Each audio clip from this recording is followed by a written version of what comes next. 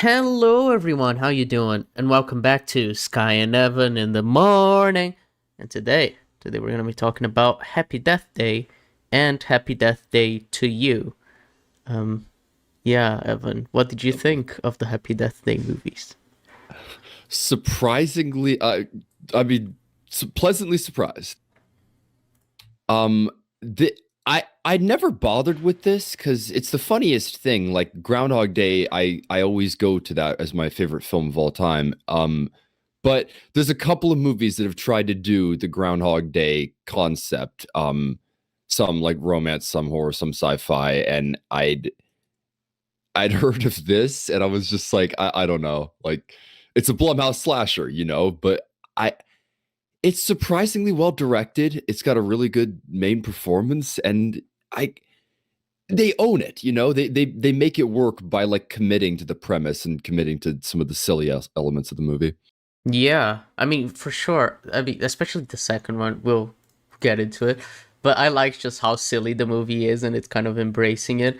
And I also kind of like that there is an element of stakes in it of like a ticking clock. And she says she can't keep killing herself forever because she keeps like getting hurt and feeling worse every time. So I think that's cool as well. Just to like not say, hey, you can do this for because with Groundhog Day we talked about how like he Yeah, basically feels like he's stuck there for centuries or something. yeah. Well, I love that it's all ambiguous. Like they never answer. There are people that think that like Phil wasn't in there that long. That he was only in there for like I think some people think as little as like 3 years. And I'm like, I don't think that at all. I think at least decades, but Mhm. I like to think at least hundreds of years because I'm like I like to think several lifetimes. But in this, it's like 2 weeks. It's not that Yeah, long. And there's actually an inconsistency because in the first movie she says she reset 16 times, and 16, in the second yeah, movie she says 11. But it's fine. I noticed that there was a really weird like continuity mistake. Like Yeah. I guess it's just day wrong. It could have been exaggerated as well in that line because it's like try dying 16 times or something like that. Yeah, I forgot which what it was exactly, but that's a good point. But yeah, yeah, I don't know. The concept of Groundhog Day is always very interesting to me. Um, I I like this as well the running joke because he mentions Carter mentions Groundhog Day at the end of the first one, and she's like, I don't yeah, know what that is. I never heard of it, and he's like, what? Bill Murray. It's like I don't know. Bill Murray is Ghostbusters, and they carry on that gag of her not knowing any movies because in the second one they mentioned Back to the Future. She's like, you've never seen Back to the Future? I thought that was kind of funny. yeah, very funny joke. I'm glad that they addressed it at the very end. Like they save it for just that last little note, but they're just like, yeah, we know what we're doing, okay? Like Well, yeah. it's fine. This is Groundhog Day. I mean, everyone knows when they're doing this concept that it's just taking from Groundhog Day, and it's perfectly fine. To be fair, it's a cool concept to deal with sci-fi. Um, Yeah, and but it's not like they own that concept. It's just a yeah, time loop, It's yeah. yeah. I mean, I was Um, googling time loop movies because I made a letterbox list of Groundhog Day there, movies, and apparently there's there, quite a few ones before Groundhog Day. So I was curious to check those out.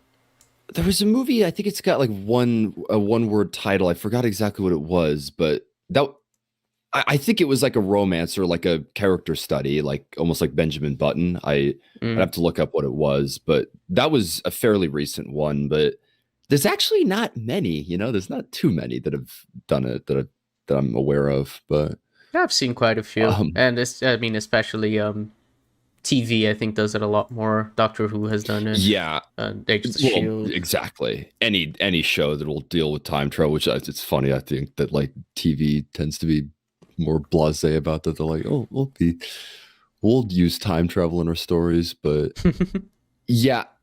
And the funny thing, actually, like having seen the two back to back, is they don't explain anything in the first movie. The first movie plays out like Mhm. Groundhog Day. The second movie is Well, where they yeah. start Well, throwing it's explanations, interesting and because in the first yeah, one, they really do feel it really does feel like Groundhog Day because it's like there's no explanation. Once she learns her lesson, is when she is able to break out of it.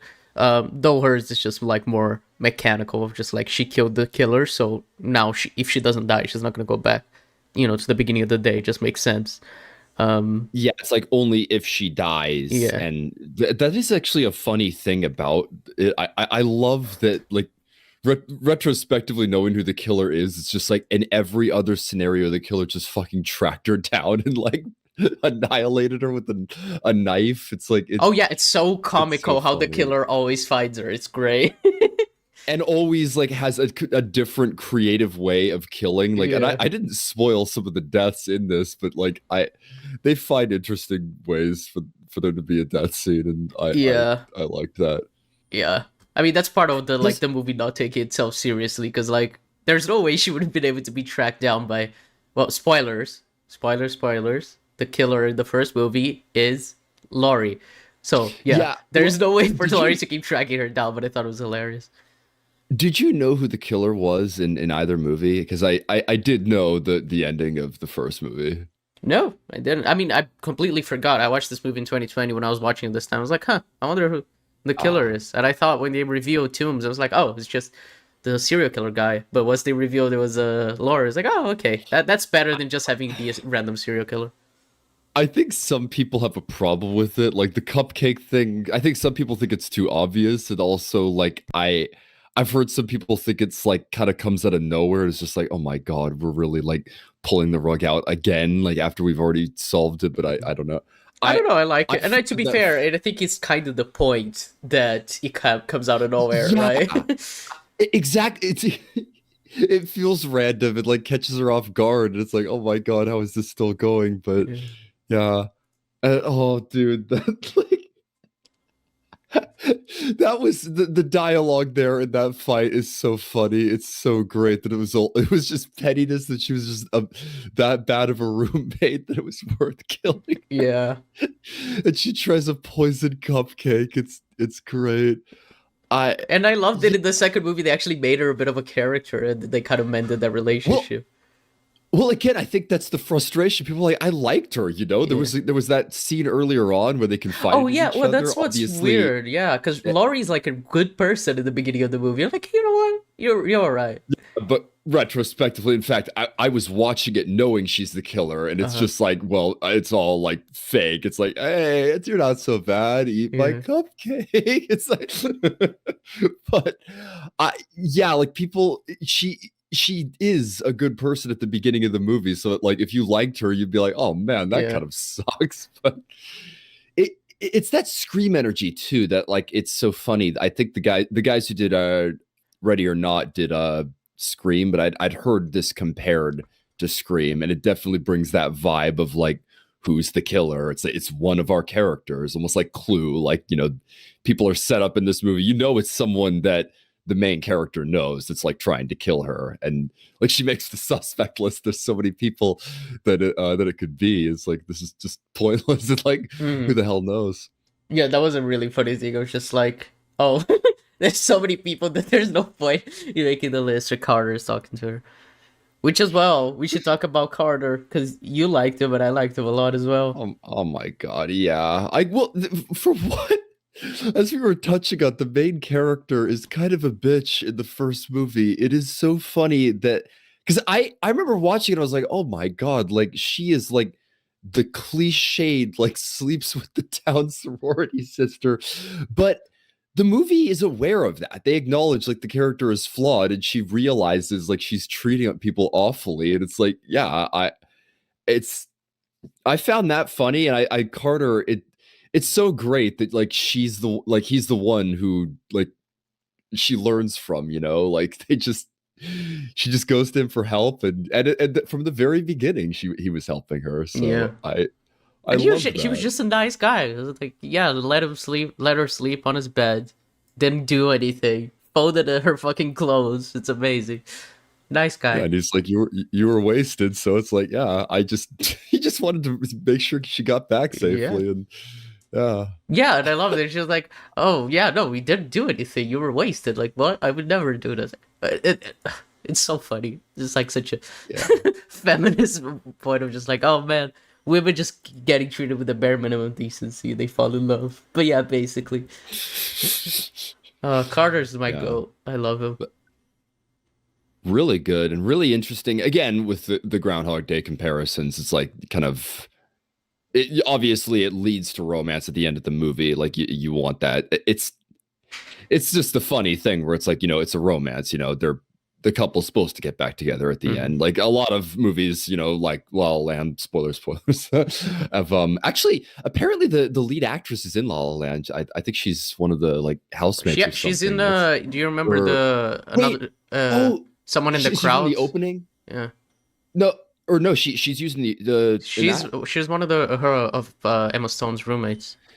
That's what I was thinking. Yeah, Yeah. that's Someone pretty in the crowd. cool. Yeah, I remember her with a I pinky think yellow dress. I think all the I think all of those actresses actually have decent careers, which is pretty cool. Mm. But yeah, you know, the Obviously, she's in classic way for a Utopia. romance.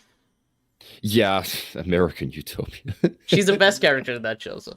uh, yeah, we did an unfortunately subpar episode of Utopia, at least from my end, because I was so tired. But oh my god, the character in the American Utopia is not in the original, and it's so funny because like the she's really interesting, and then just gets killed off right away. It's such a waste, but like it was so great that she just is the star of this show, Yeah, and she brings main character energy too. she does. She's amazing. Good scream queen, as they would say. Very, very good.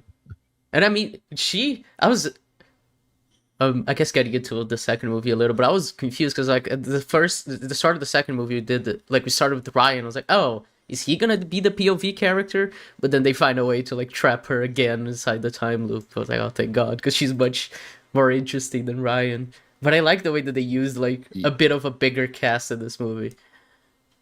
Yeah, at first what I was thinking is that maybe it would be a like uh team effort because I Mm, mean like it's the funniest thing how that works like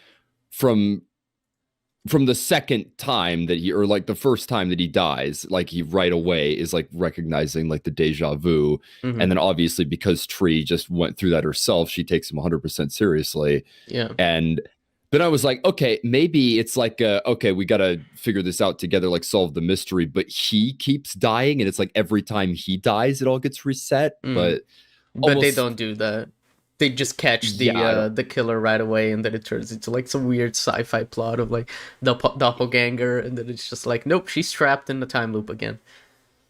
Yeah, I don't want to spoil Edge of Tomorrow, but Edge of Tomorrow has a similar energy to this movie where it's kind of they kind of bring other people in to all like help to fix the problem. So it's not just like the main character, like the lead two characters. It's kind of like a team effort, Mm-hmm. and but they definitely do like switch and make it so that it's like yeah now it's back to Tree resetting the day and it's all about her, which was wise.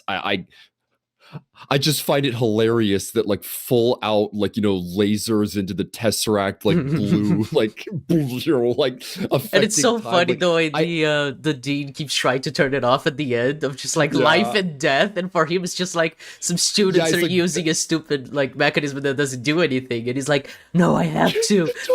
can't Getting through the turn it on. fucking Get it shut down. yeah, getting through the fucking It's so fire funny. extinguisher and everything, and just running and Yeah, jumping. It's so funny. It's so over the top. I I was blown away at how well that worked. Uh huh. They just completely commit to that premise and the Yeah. goofiness of like full college science experiment that like makes like a doppelganger version. You would think it wouldn't work. There's no way. Like I have you heard of the movie See You Yesterday? No, I've never heard of it. Oh my god, it's awful. It's on Netflix. It is a time travel movie where the main characters are like basically the whole thing is someone gets shot by the police. Like they get shot like by a racist cop. And Mm-hmm. then they go back in time to reset. But the way they use time travel, it's a nightmare. It just nothing makes any sense in like the way and it affects the themes of the story because they go for pull at your heartstrings scenes, but it's like nothing adds up, nothing makes Mm-hmm. any sense. Like the rules are pretty consistent in this movie, Yeah. all Both things movies. considered. It's just a matter of can you buy into like the The silliness silliness. of Yeah. like them making it work. but if you can, the movie flows pretty Well, well it's and I think we talked about leads that with into Brick, right? Of like a movie that is super silly, but it's taking yes. itself seriously. It's kind of this, where it's just like it takes the That premise seriously, but as long as you buy into it, it's great. Brick is a great comparison because yeah, that is a detective story where like it's just high school characters, but like everyone has the roles of like, a Hmm. police chief or like PI story, and it's like murder mystery. It's like I'm sure there are people out there that are like, I just can't. It's just too ridiculous for me. But Oh it's yeah, like I completely understand if this movie doesn't vibe with you because it is a very like silly movie that you have to meet halfway. yeah. But really, considering I know you want to get to the mom material, Yeah, like yeah. that shit was shockingly good, Well, and oh yeah. it demonstrates really good acting. Like Oh yeah. I was kind of stunned. Yeah, well, I guess for starters, the first movie they use the fact that it's her birthday and that she's trapped, you know, at on her birthday, which happens to be her mom's birthday as well. She shares a birthday with her mom, Monday and the 18th. yeah, and her mom's been dead for 3 years, and so it's like they make a point about how like she's trying to avoid the problem instead of like facing it head on, and that's how she ends up like confronting everything. But which is funny that like she confronts everything, everything Which is better, and then she dies again, and then she realizes it. And she's like, oh, but now moving forward, I can like live my life properly. yeah, which I love from like the very beginning, like the ringtone on the phone, on like it's my birthday and I gotta No, pick to up the pick up the phone. Like phone, yeah. she's ignoring her dad, and it's like that's the whole thing with like how she's living her life and like and being so overt and fake. It's like it's because she's like She's avoiding ignoring everything. issues and Yeah. yeah, trying to get lost in it all basically. Yeah, ever since losing her It's mom, which is a big deal for her, which makes perfect sense for her character. Um, which yeah, the second movie they push her into a parallel dimension where her mom is actually alive, yeah. and she needs to choose between being together with Carter and having her mom. And I really loved all the dialogue that they have about it, her having to like choose, like, and realizing that this isn't really her life, that it's fake. Like when her mom says, oh, you remember like that whatever cake we ate last year was so good, it's like, oh, that wasn't me. It's like she realizes she's living a fake Yeah. life, and that part that her trauma makes her who But she is. It's really great. yeah, but you get like, that person that you lost is like alive in that universe, Yeah. so it's like you feel tempted to stay, but Well, it's it what I still love that isn't you. It's she still she tries to stay at first, right? But then she realizes that Carter died, and she's like, you know what? I need to repeat the day, and then she runs her car into the fucking electrical grid. yeah, that was I love how they keep using movie time. It's so great. The 10 seconds are like Oh 35. yeah. Oh, it's so funny. I was like, oh, that this is Oh definitely man. more than 2 seconds, but it's okay. It's fun. Yeah. Um pretty pretty funny how well that material works with like the choosing between like two people like that Hmm. you or one person that you'll miss in one world and one in the other. Yeah. You do have to be pretty invested in like the romance elements of this movie, and I'm not gonna lie, like I said, it's ambiguous how long Phil is in like Groundhog Day in that movie, but in this, it's like you knew the guy for 2 weeks versus like your mom, and like obviously it's not your dimension, but I did find it funny like Well, but I how much think you're supposed what to be they invested in the guy I knew for 2 weeks. Well, yeah, but I think the thing is, I mean, obviously it would hurt anyway, but she chooses her mom at first. The thing that makes her choose not her mom is because she realizes that all of that is like fake. It's not her life. More so than just like choosing him over her mom. She's choosing like her real life and not, erasing her trauma, which Yeah. can't be really Don't erased. don't get drugged back by the past kind of a Yeah, thing. That's exactly. what her mom says. Yeah, So, doesn't she even which say like I need to leave the past behind or something? Like, yeah. yeah, I like I was saying, that's the funny thing is right there is like the 73-minute mark, and that's where you get the dean and the heist. It's like I I did this movie, it's a little longer. It's not that much longer. Like if this movie were 2 hours or God forbid 2 hours and 10 minutes, I'd be like, fuck you, dude. You come on. But like it it does feel like they needed to slap on the Hmm. stuff with the dean at the end, and then like the killer. And again, the second movie is barely about the killers. There's like damn near no baby mask. It's like it's all just kind of like, Oh yeah, she kills herself before the killer gets to her like a bunch of times. She's just like, "There's no point," yeah, which I thought was funny. yeah. That suicide montage of Yeah, Shirk, like that her seems like a very jumping, clippable thing. Oh her my jumping god. into the fucking wood chipper was hilarious. Yeah, that's like I did also find it funny that they pulled off these movies as PG-13, and I think they have a good PG-13 energy to them. Like Oh really? I because didn't it even notice that it was, was PG-13. I mean, fair play. I thought the second movie, there's two F-bomb drops in the second movie, and I thought that maybe with the violence it would have gotten up to R. I don't think it would have like been the worst thing in the world if it was R, but probably just wanted to which I don't know the box office for this movie. I hope it was, because it happened before the pandemic. This was 2019 that the second movie came out. Let me see box office mojo. Happy Budget Death was probably Day. pretty So limited too. Oh damn, the first that's one grossed 125 million worldwide on a budget of 4.8 million. Oh, I love the Blumhouse. yeah. And There, then that's the second one cost basically double that, 9 million, and it grossed 64 million. So fairly successful. yeah. Yeah, a little not as good a return on the investment in the second movie, but Yeah. that's still, considering the $9 fucking million budget, like It's that still is really good. pretty It's exactly impressive. what the Blumhouse business model is about. Just spending very little on Yeah. horror movies because horror sells, and yeah. Well, genuinely, like more producers need to do stuff like Jason Blum Yeah. does, where just like really good return on your investments. Like he's genuinely an excellent businessman. He He is, just yeah. always picks cheap projects and like And he just started off the careers of I, so many great horror directors. It's like yeah, Mike and Flanagan, even like it's crazy.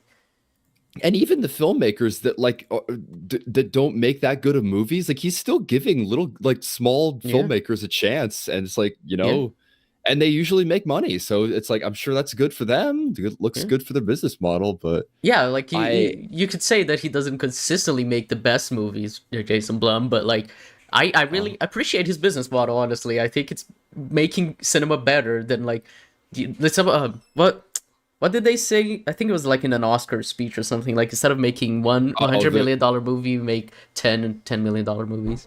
yeah, I forget who said that. I don't know if it was a cinematographer. Yeah, and obviously Sean Baker's acceptance speech at the recent Hmm. Oscars, that was great. I am curious to check me out some Christopher Landon now. Did you see any of the Paranormal Activity movies? I have not. No, I think I watched some of the first one when I was like a kid, but other than that, no. It looks like he was one of the writers for the sequels to Paranormal Activity, and I Mm. never bothered either. I've heard like the first two at least are pretty interesting. I There's a movie he made that I have heard of. I never checked this out. It's called A Scout's Guide to the Zombie Apocalypse, and Hmm. the trailer looks pretty wild. It looks like it's got a similar vibe to this movie, and he's got that movie Drop in theaters, which the trailer looked really bad. If you ask me, like it looked insane. But if he's directing it, I'm like, maybe he could make it work. It's Yeah. getting decent reviews, so I'm finding it funny. I'm like, this guy. I want to see It's weird. what There's else some he directors does. like that where like it feels like they only direct slop if you look at like outside of it, but when you actually watch their stuff, it's like surprisingly well made. There are a few directors like that. Yeah. I was just like, you Well, know what? I'm on your side, well, buddy. well. Do you know the director Wom Colette Sarah? No, don't think so. It's funny. He's done a couple of like Disney movies as of late, and it's the whole like, Tim Burton directing Dumbo, where it's like could have Mm. fucking fooled me. But he does a lot of Liam Neeson movies. There's a movie called Nonstop and Run All Night. I think he is really underrated. And it's like just looking at it, like looking at like the posters and stuff like that, you're like, oh, that's like Yeah. That's like just the Liam Neeson action. Like there's probably some bullshit, but like not. It's actually pretty good. Hmm. And this is the same where it's like, wow, Oh, he like he directed The this Woman guy in the did some Yard. just. Oh, real? Wait, seriously? I Yeah, thought I Jean thought that just Colette came out. Serra. Yeah, he directed The Woman in the Yard. Yeah, well, he also did the movie Orphan. That's one that I haven't seen from him, but I've Huh. heard that's really Yeah, good. Fred Orphan's good He's too. an But I've been super excited to watch The Woman in the Yard, so that's cool. Then all I know is him. Okay. he is like I consider him one of the last like great genre filmmakers because there's not a lot of people that like make genre films anymore. Just like this type of thing where it's like a vibe horror, like Mm-hmm. comedy almost. Like I like directors like that who just direct unique movies that aren't really going for the Oscar or going for a huge audience, but are just making Oh yeah. something interesting and distinct. So That's kind of what I felt I will when see more of what this guy watching does. Novocaine. It was like a week ago or something. I was just like, you Oh, know what? That's a fun ass movie that is not gonna win any awards or anything. It doesn't have to. It's just fun, and like everyone had fun making it, and it's so simple and it's so silly, and I love it. Like I like when movies are just fun and they don't need to like be going for awards. Not everything needs to be conclave. yeah, exactly. I'd love to see more of that. And I also looking him up, he actually was one of the writers on Hard Eyes. Have you seen that yet? No, I recognize the name because it's been mentioned in Community, but other than that, no, never Yeah, heard of it. Josh Rubin directed it, and he's done like some YouTube TV stuff. Like he Mm, does like a show that my brother really likes. But that's funny that I can see it now. Now that I've seen Happy Death Day, he has that vibe that he brings. If he was one of the writers, for sure. uh-huh. So that's so funny. I good on you, Christopher Landon. You you're making yourself stand out. So I Yeah, will definitely check out some of your other stuff. yeah. I mean, yeah, it's weird. I like Blumhouse. It's just like a production company that I quite enjoy. Like, you know what? You keep going, Jason Blum. Keep making Well, these directors do these fun movies for low budgets. and another one thing random, by the way, that I feel like mentioning, Bear McCreary with the music to this Oh, movie was it Bear is the McCreary? guy. Yeah, is the guy who did the music to like the God of War game, Yeah, the late God of Agents War of games. It's like Shield. Yeah. Holy shit. yeah, he's actually done a lot of really good music. It's so Well, yeah, funny. he's one of my But favorite composers. I did not know he composed this. The hell? there's some parts where they go hard with the music and like the end credits to the second movie. It's insane. It literally sounds like a DS1 boss. Like That's crazy. I I I love these movies. I was very very pleasantly surprised. You Yeah. would think they would not work, but they actually kind of did. So Yeah, I'm glad. That was actually they pleasantly surprised me too, especially the second one. I was expecting the second one to be like very mediocre, but I honestly loved the second one more than the first one. I thought like it fully leaned into being silly, like completely, and it's just the kind of silly that I love.